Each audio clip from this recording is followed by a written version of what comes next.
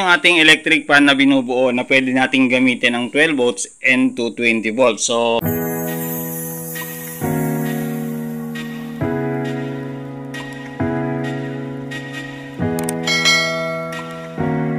ito nga po pala is binutasan ko na po, no? Ayan, nag-ready na po ako.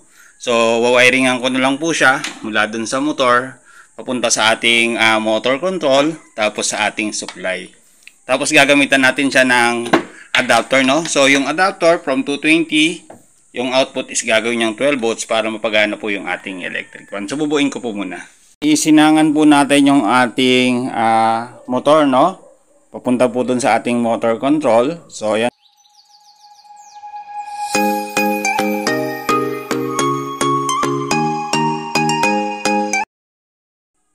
Ayan, natapos na po nating maghinang sa kanyang terminal. So ngayon, is-connect naman po natin yung ating motor sa ating motor control.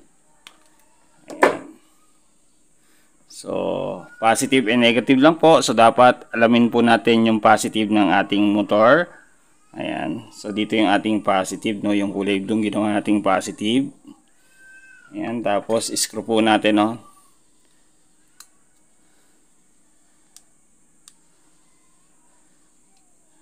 Ayan, so 68 po dapat na mahigpit po yung ating pagka-screw para iwas po tayo sa loose connection.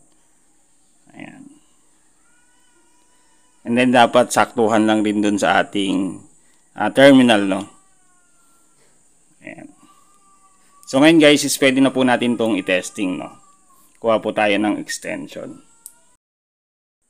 Ayan, moment of truth na po tayo, no? So, natapos na po tayong mag-wiring sa ating supply, sa ating motor control, and dun sa ating motor. So, ngayon testing na po natin, no? So, ito po yung ating saksakan. So, 220 volts po yan. Ayan. Tapos, yung ating motor, guys, is 12 volts. Tapos, ito yung kanyang controller, no? Ayan. Taas po natin, tapos on po natin, no? Ayan. So, working na po yung ating electric fan, no? Ayan. Tapos try natin siyang itodo. Ayan. So, naririnig nyo po yung kanyang hangin. Tapos pakita po natin ito, no? Ayan. Ayan. Ayan. So, ngayon, isasarado ko na para matesting na po natin, no? Ipipix ko na po.